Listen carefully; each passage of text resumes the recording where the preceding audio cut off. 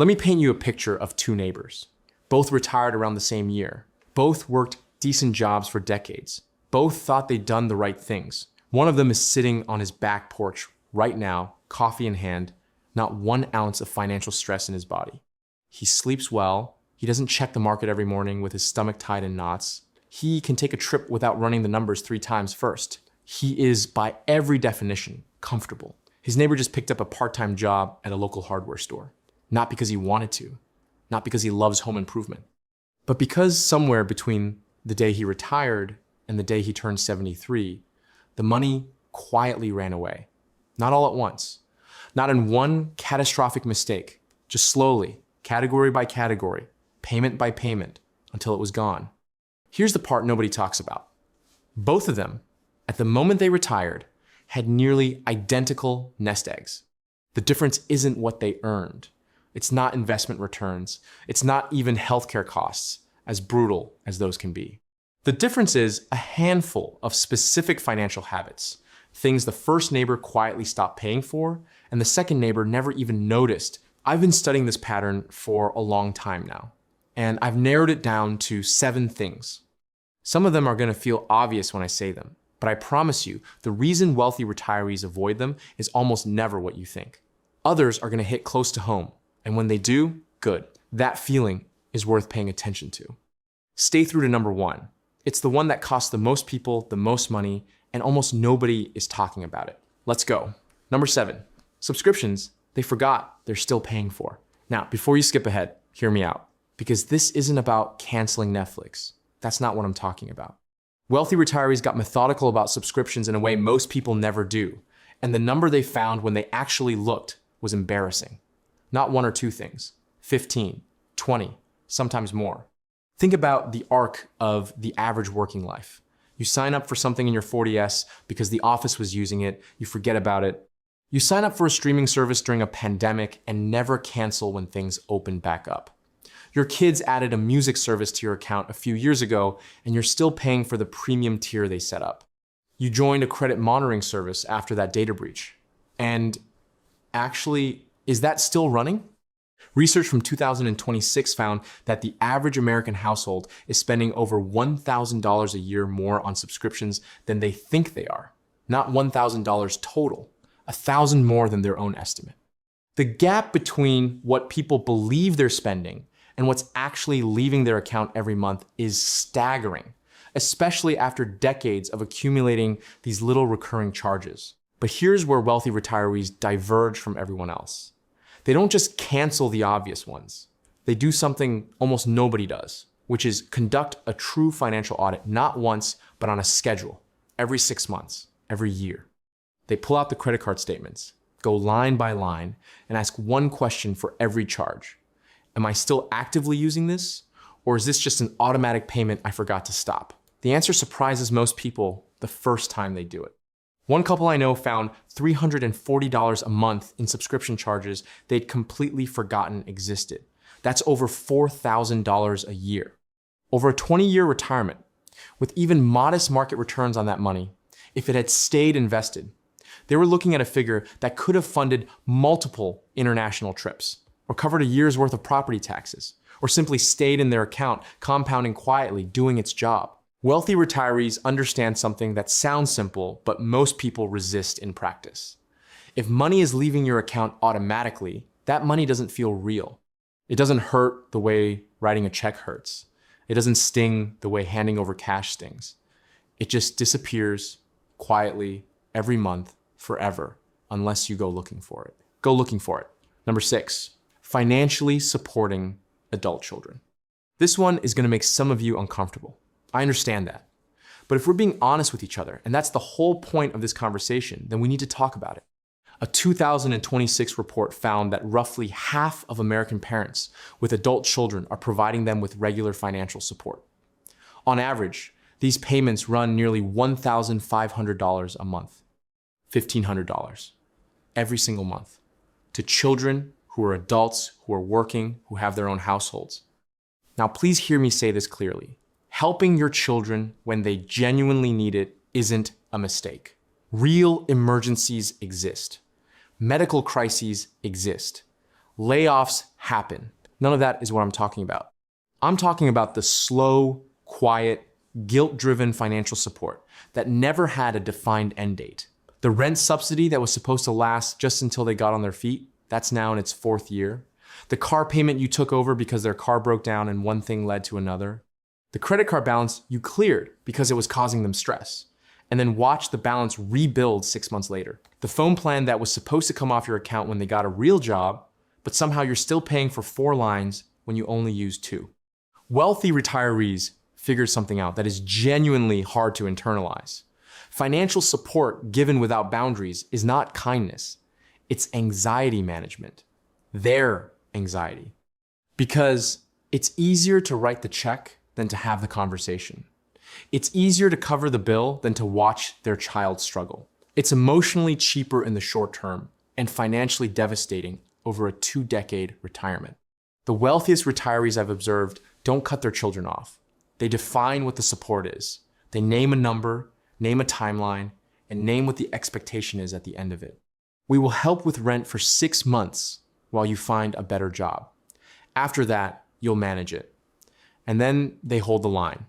With love, with support in non-financial ways. But they hold it. Because here's the math. Nobody wants to run. If you're contributing $1,000 a month to an adult child's expenses, and plenty of retirees are contributing more than that, that's $12,000 a year. Over a 15-year period, with the opportunity cost factored in, you have potentially redirected $200,000 to $250,000 of your retirement away from yourself. That money does not come back. There is no recovery timeline. You cannot afford your children's financial comfort at the cost of your own. Number 5, convenience spending. This one is everywhere right now. And it's one of the most effective wealth destroyers I've ever seen because it happens in increments small enough to feel harmless. The average grocery delivery order has an add-on, cost, delivery fee, service fee, tip, and the slight markup on items that runs somewhere between 20% and 40% above the base price of the groceries themselves. Do that twice a week, and you are paying a 30% tax on your food budget for the privilege of not driving 10 minutes to a store. Meal kit services run $10 to $15 per serving. That same meal, sourced and prepped yourself, costs roughly 1/3 of that. Over a month, for a couple, you can save $300 to $400 without eating any differently. Premium car washes, on-demand lawn services, house cleaning every week instead of twice a month, rush delivery fees, streaming add-ons for fewer ads, each of these individually costs almost nothing. That's the entire trap. None of them feel like decisions. They feel like background expenses. And together, they can quietly consume $700, $800, even $1,000 a month that wealthy retirees simply don't spend. Here's the reframe that wealthy retirees carry in their heads. They don't see convenience spending as saving time. They see it as renting back their own time at an extraordinary markup. And they've already retired. They have the time. The whole point was to have the time. The retired teacher I know who gets picked up by her neighbors for a twice-a-month Costco run splits the gas costs and spends 4 hours on a Tuesday going through the store, talking, having lunch, and getting everything she needs. Is that convenience? Technically, no. Is it good for her retirement account and her mental health and her social life? Absolutely yes. Wealthy retirees don't eliminate every convenience in their lives. They make a deliberate choice about which ones genuinely serve them, and they ruthlessly eliminate the ones they adopted out of habit from their busier working years, when time actually was scarce. If you're retired, time is no longer your scarcest resource. Money is. Start spending accordingly. Number 4, the move-up real estate cycle that never ends. This one has a specific form that I want you to recognize. It often starts with a very rational sounding reason. The kids are gone, so the house is too big. Or interest rates shifted, so refinancing makes sense. Or the neighborhood is changing. Or the dream retirement community is calling. Or a neighbor put in a pool, and suddenly the house feels inadequate. Here's the financial reality that's almost never discussed at the kitchen table. Moving is shockingly, almost offensively expensive. When you factor in realtor commissions, which are now commonly negotiated, but still typically land at 3% to 5% total, plus closing costs on a new purchase, plus moving expenses, plus the inevitable renovations you do to the new place because it's not quite right, plus the months of overlap costs. If timing doesn't align perfectly, you are looking at 8% to 12% of the value of your home gone every time you move. On a $400,000 home, that's $32,000 to $48,000 just to be in a different house. Wealthy retirees who have genuinely thought this through often reach a conclusion that surprises people. The house they're in is probably fine. The kitchen isn't the one from the magazine. The neighborhood isn't exactly where they imagined ending up. But the cost of leaving, finding something better, and landing with certainty is simply too high. Instead, they make targeted improvements. The one thing that genuinely bothers them, they fix that. The one room that's truly dysfunctional, they address it. But they stop treating their home as a reflection of their identity in motion, always needing upgrading to feel like enough. Real estate is the single largest holding for most American households at retirement. The way you treat that asset, whether you churn through it or steward it, determines a huge portion of your financial trajectory in the final decade of retirement. Wealthy retirees understand that a paid-off home in a decent neighborhood, maintained well, is already winning. They're not searching for more house. They're protecting what they have. Number 3, timeshares and travel membership clubs. I'll be brief here because the case is not complicated. And if you've already bought one, you know I'm right. The timeshare industry has been selling a version of the same dream for 60 years. You buy in once, you own a week every year in paradise, and instead of paying hotel prices for the rest of your life, you're set. Your vacation is sorted. It's practically free at this point. Here's what actually happens. The maintenance fees, which are baked into fine print and rarely discussed at the sales presentation that lasted 6 hours and included a complimentary breakfast, average $1,000 to $1,200 per year nationally, and increase every year at a rate that routinely outpaces inflation. The exchange programs that were supposed to give you flexibility in choosing different locations turn out to have blackout dates that cover most of the times you'd actually want to travel. The resale market for timeshares is essentially zero. Companies that specialize in getting people out of timeshares have become a booming industry in their own right, which tells you everything. Wealthy retirees who figured this out early simply stopped paying the maintenance fees, took the credit hit, and got out. The math was clear enough. The fees were climbing, the benefit was shrinking, and the opportunity cost of that money over a 20-year retirement was significant. For travel specifically, wealthy retirees don't buy systems, they buy trips. A specific trip to a specific place at a specific time, researched and booked with full flexibility to change their mind. No membership, no maintenance fees, no annual obligation, just a trip. The freedom that comes with not owning a vacation obligation you have to schedule your life around is, by itself, worth the cancellation fee. Number 2, performative generosity and guilt-driven gifting. This is one I almost didn't include because it sounds cold. Stay with me. There is a category of spending in retirement that looks like love but functions like anxiety. It's a $200 birthday present for a grandchild who would have been just as happy with $30 and an afternoon of your time. It's the family vacation you funded out of pocket for everyone because you wanted to be the one who made it happen, and you couldn't let go of that role, even though your income dropped 40% when you retired. It's the holiday gift budget that somehow grows every year because you feel guilty about the years when you were too busy working to be fully present. And now you're trying to compensate with purchases. It's the neighbor whose husband just passed, so you bring her groceries for 3 months, but then you also buy her a new microwave and pay for her lawn service because you feel like you should do more. Every single one of those gestures comes from a real and beautiful human place. The motivation is love. The problem is scale. Wealthy retirees make a subtle but powerful distinction between generous and performatively generous. Generous means giving what you can and what is meaningful to the recipient. Performatively generous means giving until it hurts, because the giving has become about your own emotional needs rather than theirs.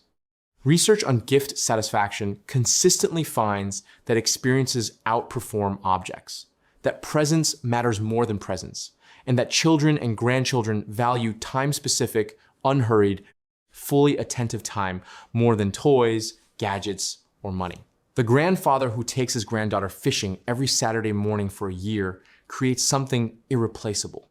The grandfather who buys her a tablet for Christmas and feels good about it for about 4 days is participating in a transaction. Wealthy retirees give enormously, just not always financially. And when they do give financially, it's intentional, calibrated, and within a budget they've actually set, not an emotional response to a feeling of inadequacy or guilt. The difference is quiet, but the savings are enormous, especially across a retirement that lasts 2 decades and involves multiple children, grandchildren, neighbors, and causes that all feel worthy at 10 p.m. when you're swiping your card. And now we get to number 1. If you've been watching this entire time, waiting for this one, I want to tell you what it is before I explain it, because the explanation is going to take a minute and it deserves it. Number 1 is the retirement identity purchase. Let me explain what that means. Here's something that almost nobody in personal finance talks about. Retirement is, at its core, a massive identity crisis for most people. 40 years of your life, your sense of purpose, your structure, your social circle, your reason for getting up in the morning, all of it was organized around a job. And then one day, it isn't. And into that void, that strange, open, unstructured void, walks a very specific and very expensive purchase. For some people, it's the boat. The boat they always said they'd get when they had more time. The one that's going to mean mornings on the water and weekend trips and a whole lifestyle they've been postponing. The average boat for a retiree runs $30,000 to $80,000 to purchase, plus $3,000 to $7,000 a year in storage, insurance, and maintenance. A study from the marine industry found that the average recreational boat is used fewer than 18 days a year, not 18 days a month, a year. Most sit in storage, depreciating quietly as the fees keep coming. For others, it's the RV. The year they retire, they buy the $90,000 RV that was going to be their freedom machine, the retirement on wheels. They use it for one long trip, maybe 2. Then it sits in the driveway or in a paid storage facility while the insurance bill comes every month, regardless. For some retirees, and this is the one that surprises people, the retirement identity purchase is actually a house.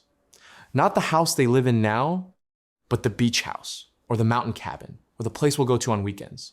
The second property that is going to anchor the retirement lifestyle they've been imagining for 30 years. What all of these have in common is that they are purchased not because of a practical need, but because of an identity need. They answer the question, who am I now that I've stopped working? And they answer it with a purchase that signals a particular version of retirement, the boat person, the RV person, the lake house people. Wealthy retirees handle this identity crisis differently. And the way they handle it is not by suppressing it or denying that it exists. They feel it just as acutely as everyone else. The difference is that they let themselves sit in the discomfort for a moment before purchasing their way out of it. They ask, is this something I want or is this something I want to want? Because those are very different things. And the honest answer, if you sit with it long enough, will tell you everything. The retired engineer I know sold his family business at 66. For 2 years, he resisted the impulse to buy a boat, something he'd been talking about for his entire career. Instead, he joined a sailing club for $800 a year that gave him access to multiple boats, a community of other sailors, organized trips, lessons, and as many days on the water as he wanted. He discovered, within the first season, that he loved being on the water, but had almost no interest in the maintenance, the storage logistics, and the decision fatigue that came with owning the boat. The club gave him everything he actually wanted, and none of what he thought he wanted. At the end of year 2, he had spent $1,600. The boat he'd been eyeing would have cost $55,000 plus fees. Here's the deeper truth. The retirement identity purchase almost always costs more than the price tag implies, because it comes packaged with an entire lifestyle that has its own recurring costs. The boat is not just a boat. It's the marina fees, the winterization, the upgrades, the safety equipment, the insurance that goes up every year, The cabin is not just a cabin. It's the property taxes in a different county, the caretaker you'll need, the trips up to deal with a broken furnace in February, the second utility bill, the second home insurance policy. Wealthy retirees eventually figure out, some of them before the purchase, some of them after one painful lesson, that what they were actually buying wasn't the thing itself. They were buying a feeling. And feelings, it turns out, can usually be rented for a fraction of the cost of owning them. Rent the boat for a week. Rent the cabin for a month. Take the RV trip using one of the hundreds of share programs that exist now, where you use someone else's RV for $150 a day and hand it back at the end. Find out what you actually love about the experience before you buy the apparatus around it. Because here's what I've noticed over and over again. The retirees who are genuinely, visibly, obviously living well in their 70s and 80s, the ones with no financial stress, the ones sleeping soundly, the ones who can make a spontaneous decision without running a spreadsheet. They share a specific philosophy about purchases. They've stopped buying symbols of the life they want to be living. They just started living it. The boat isn't the point. The water is. And the water doesn't cost $55,000. That distinction between the experience and the apparatus is worth more than any financial strategy I'll ever share. Because every financial strategy in the world can be undone in a single afternoon by someone standing on a boat lot with a dream and a checkbook and a retirement that finally, after 40 years, feels like theirs. Don't buy the retirement you imagined when you were 40. Discover the retirement you actually want now. It almost always turns out to be cheaper, richer, and more yours than anything you could have predicted. So there they are, 7 things. A slow bleed of forgotten subscriptions, the guilt trap of adult children's bills, the hidden tax on every convenience you forgot you were paying for, the real estate churn nobody accounts for, the timeshare you can't give away, the gifts that cost you peace of mind, and the retirement identity purchase sitting in your driveway costing you money every single month it sits there. None of these are catastrophic on their own. That's the whole point. That's why they work. They're not dramatic enough to feel like emergencies. They just quietly drain the account year after year until the account can't cover what you need it to cover. The couple next door, the one that retired at the same time as you, with the same savings, the one that's still comfortable and relaxed at 80, they're not smarter. They didn't find a secret investment. They just stopped paying for these things, one category at a time, quietly, without announcing it. And the money they didn't spend kept working. I want to be honest with you. I wrote this list by looking at real patterns in how people fall through in retirement. And I also recognize 3 things on this list that I've been guilty of myself. So this is not a lecture. This is a conversation between people trying to figure out how to do this better. If one thing on this list made you pull up your bank account in a new tab, good. That's the whole point. Hit like if this gave you something real to think about. Subscribe if you want more breakdowns like this one. No fluff, no padding, just the actual mechanics of what makes retirement work or not work. And drop a comment below telling me which one of these 7 hit closest to home. Be honest. The comments on these videos are usually where the best conversations happen, and I read every one of them. Take care of yourselves. And maybe, just maybe, log into your bank account tonight and look at what's quietly leaving every month.